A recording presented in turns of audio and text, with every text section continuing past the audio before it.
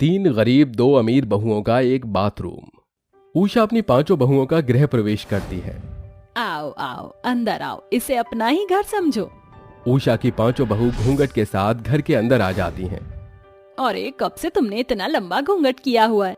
अरे अब इसे ऊपर भी कर लो, क्यों गर्मी में मर रही हो? हमारे घर में ये घूंघट वाला कोई रिवाज नहीं है। उषा के इतना कहते ही दो अमीर वाली बहू अपना घूंघट ऊपर करती हैं और कहती हैं, अच्छा हुआ माँ जी जो आपने हमें घूंघट हटाने के लिए बोल दिया, वरना हम तो इस घूंघट के साथ इसी तरह गर्मी में मरते रहते। गर्मी से मेरा दम घुट रहा है। अब तो बस एक कमरा और एक बेड मिल जाए तो मैं आराम से थोड़ी देर आराम कर लूं। माँ जी हमें हमारे कमरे में छोड़ दीजिए ताकि हम थोड़ी देर आराम से फ्रेश हो जाएं। वो तो ठीक है, लेकिन अभी तुम्हारी शादी की कुछ रस्में बाकी हैं। अरे तो बाद में पूरी करवा लेना, हम कौन सा इस घर से भागे जा रही हैं। पहले तो मुझे ये बताइए कि यहाँ पर बाथरूम कहाँ है। जाओ वैशाली, अपनी दोनों भाभियों को फ्रेश होने के लिए बाथरूम तक ले जा। आप दोनों मेरे साथ चलिए, मैं आप दोनों को बाथरूम दिखा देती हूँ। वैशाली ऐसा कहकर अपने दोनों अमीर भाभियों को अपने साथ ले जाती है। वहीं उषा की तीन गरीब बहू वहीं खड़ी रह जाती हैं। अरे तुम यहाँ पर क्यों खड़ी हो? चलो अंदर आ जाओ। उन दोनों का तो कुछ पता नहीं कि कब आएंगी। एक काम करती हूँ, तुम्हारी रस्में पूरी करवा देती हूँ। उषा अपनी अमीर और गरीब बहुओं में कोई भेदभाव नहीं करती, जिसके चलते उसकी तीनों गरीब बहू बहुत शांत स्वभाव की थी, तो वहीं अमीर बहू हर एक चीज में नुक्स निकाला करती थी। इधर उषा अपनी तीन गरीब बहुओं की रस्में पूरी करवा रही होती है, तो उधर ही दोनों अमीर बहू अपनी नंद को बाथरूम देकर उल्टा सीधा सुनाने लगती हैं। What is this? अरे क्या है ये सब? क्या है? हमें पूरे घर के साथ इस बाथरूम को इस्तेमाल करना होगा?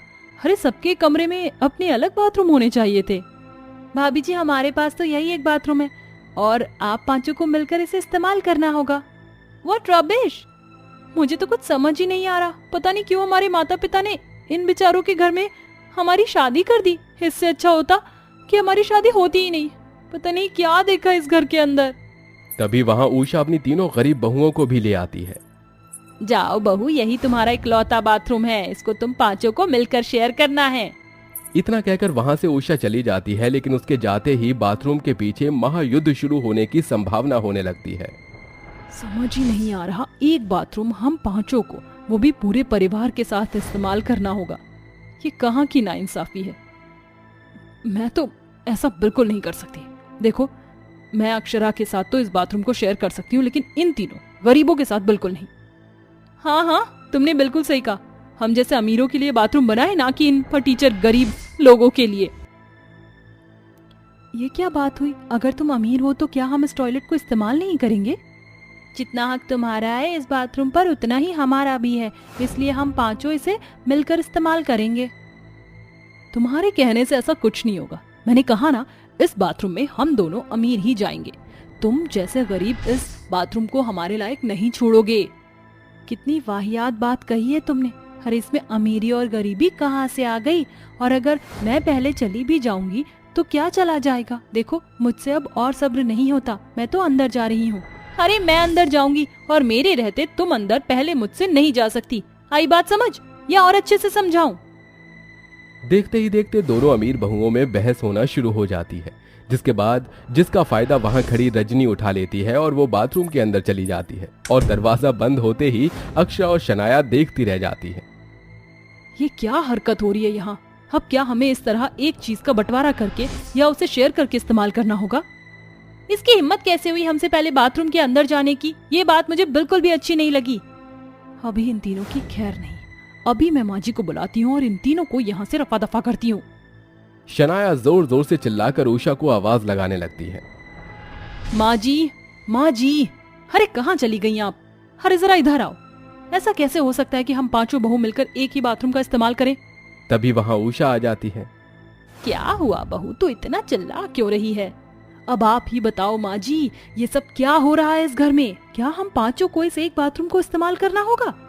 देखो बहू, बाथरूम तो घर में एक ही है और अब हमारे पास और कोई चारा भी नहीं है, तो तुम पांचों को मिलकर यही बाथरूम इस्तेमाल करना होगा। अरे माँ जी, हमें पहले ही बता दिया होता। इस ससुराल में आने से पहले हम अपने कमरों में एक एक बाथरूम तो बनवा ही लेते। उषा की दोनों बहू उसे ताने देने लगती हैं, तो वहीं रजनी बाथरूम में बाथ टब देखकर हैरान रह जाती है।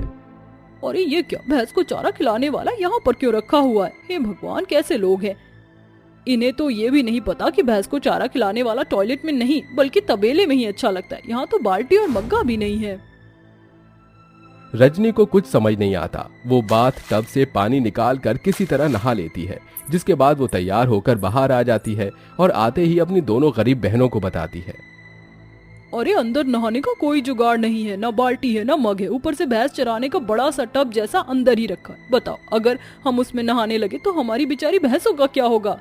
ना जी ना, मैं तो ऐसे नहीं रहूंगी। मुझे तो एक बाल्टी और एक मग चाहिए नहाने के लिए। दोनों की ये बातें सुनते ही शनाया और अक्षरा दोनों जोर जोर से हंसने लगती हैं। तुम जैसे गरीबों का कुछ नहीं हो सकता। अरे बाथ टब को भी तुम भैंसों का टब बता रही हो? ये बाथ टब क्या होता है?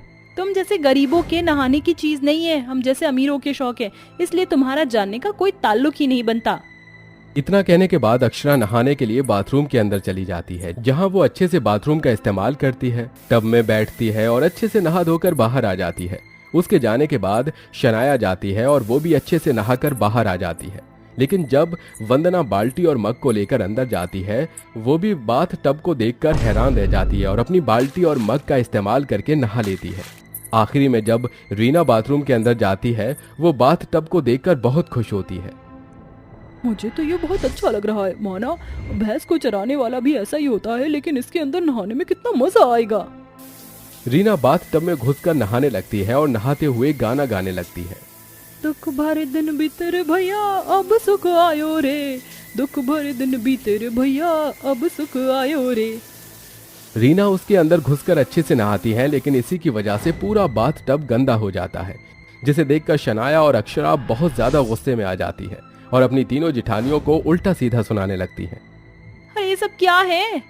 तुम्हें बाथरूम का इस्तेमाल करना नहीं आता? पता नहीं कैसी बुद्धि है तुम लोगों की, गंवार हो गंवार। अरे इतना तो अनपढ़ लोगों को भी पता होता है, लेकिन तुमने तो हद ही पार कर दी। तुम दोनों ऐसा क्यों बोल रही हो? हम तीनों बहनें गरीब हैं, इसलिए हमें इन सब चीजों का इस्तेमाल करना नहीं आता। तुम दोनों अमीर हो तो हमें इसके बारे में सिखा भी सकती हो, लेकिन तुम दोनों तो हमेशा अपनी अमीरी के घमंड में ही रहती हो।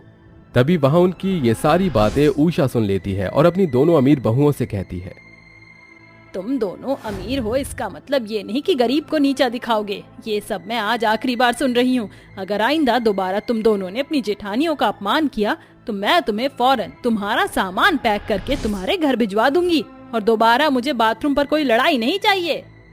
उषा की बात सुनकर उसकी पांचों बहू सिट पिटा जाती हैं, जिसके बाद अमीर बहू अपनी तीनों जिठानियों को बाथरूम इस्तेमाल करना सिखाती है। इसी के चलते वो पांचों एक साथ धीरे धीरे घुल मिल जाती हैं और खुशी खुशी रहने लगती हैं।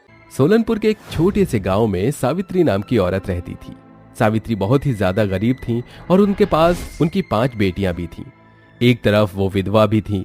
वो गांव में लोगों के घर में काम करके अपनी 5 बेटियों का गुजारा किया करती थी। अरे आ जाओ, तुम 5 के लिए मैंने खाना बना दिया है, चलो जल्दी से बैठकर खाना खा लो। सावित्री थोड़े थोड़े चावल और उसके साथ थोड़ी सी चटनी अपनी 5 बेटियों को परोस देती है, जिसके चलते उसकी सबसे छोटी बेटी कहती है, अरे माँ, ये क्या इतने थोड़े से चावल दिए हैं आपने मुझे? इतने से चावलों में मेरा क्या होगा? अरे निशु, तुम कैसी बातें कर रही हो? जो तुम्हारे आगे है उसे खा लो। सावित्री अपने खाने में से थोड़ा सा निकाल कर निशा को दे देती है। कोई बात नहीं निशु बेटी, तुम खा लो। ऐसे ही वो खुद भूखे रहकर अपनी 5 बेटियों को पालती हैं, जिनमें से उसकी 3 बड़ी बेटी बहुत समझदार थीं, तो वहीं 2 छोटी बेटी सरकारी स्कूल में जाया करती थी। एक दिन स्कूल की अध्यापिका उसकी दोनों बेटियों से कहती हैं, अरे तुम दोनों की यूनिफॉर्म देखो जरा कितनी गंदी हो रही है। निशा, कितनी बार कहा है कि यूनिफॉर्म हमेशा क्लीन रखा करो।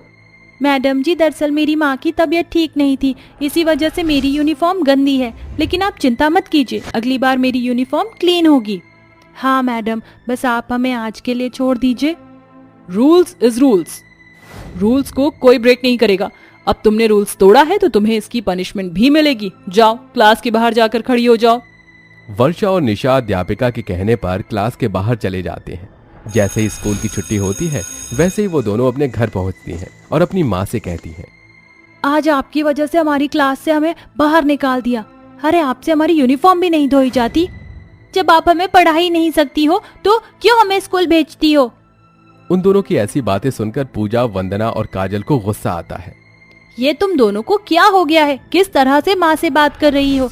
माँ से कोई इस तरह से बात करता है भला? अरे माँ तुम दोनों को पढ़ाने के लिए ही बाहर काम करने के लिए जाती है और तुम हो कि उन्हें ही बातें सुना रही हो। कोई बात नहीं, तुम दोनों क्यों बेकार में इतना बोल रही हो? चलो अब सो भी जाओ। माँ, आपकी इन दोनों लाडली बेटियों को इतना तो पता होना चाहिए कि इस घर का खर्चा भी निकालना बहुत दूभर होता है। फिर भला तुम दोनों ही सोचो, वो कितनी मेहनत करती होंगी जो तुम्हारी पढ़ाई भी हो जाए और इस घर का खर्चा भी निकल जाए। अगर उन्होंने काम के चलते एक दिन यूनिफॉर्म नहीं धोई तो इसमें कौन सी बड़ी बात हो गई? अपनी बड़ी बहन वंदना के मुंह से ऐसी बात सुनकर निशा और वर्षा दोनों चुप हो जाती हैं। ऐसे ही देखते देखते सावित्री की पांचों बेटी बड़ी हो जाती हैं और 2 पढ़ लिख कर शहर में काम करने चली जाती हैं, तो वहीं 3 अनपढ़ रहकर अपनी माँ के पास ही रहती हैं। तुम तीनों ने हमेशा से मेरी बहुत देख रेख की है, लेकिन अब मेरा मन करता है कि मैं तुम्हारी शादी करवा दूं। अरे माँ, आप ये कैसी बातें कर रही हो? हमारी शादी करवाने के लिए पैसा कहाँ से लेकर आओगी?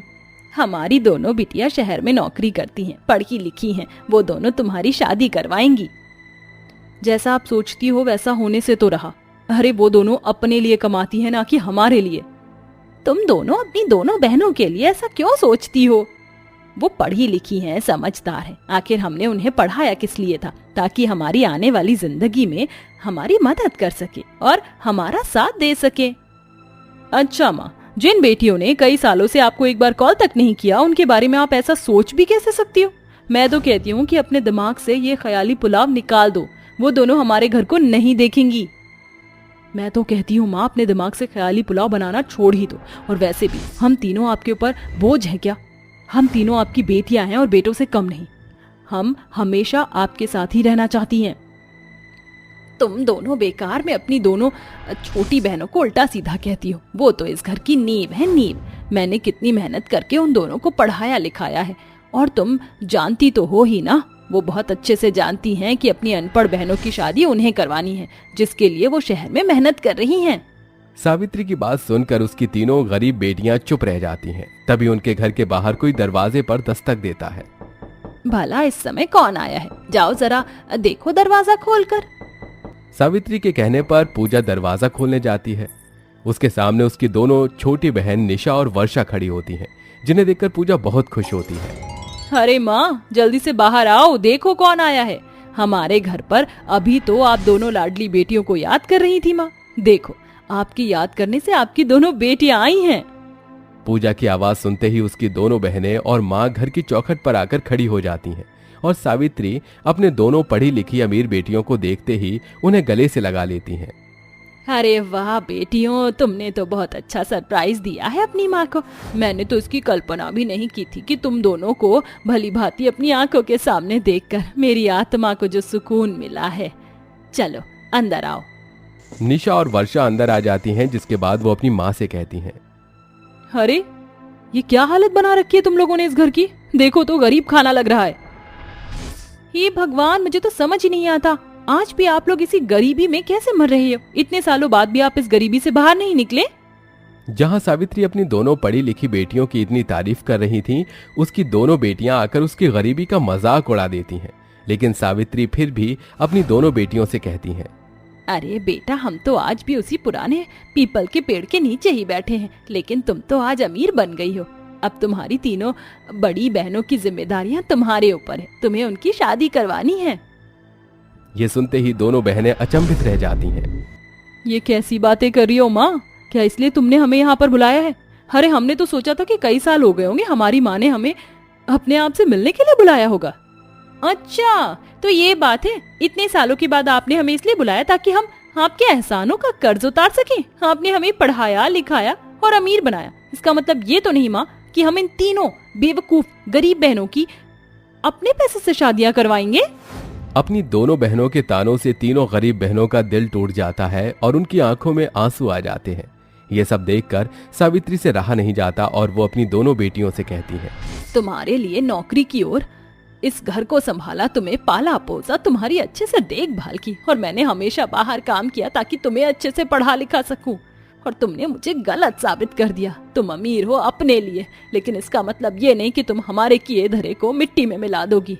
देखो, अब तक तो तुम इस परिवार के साथ थी, लेकिन अब नहीं हो।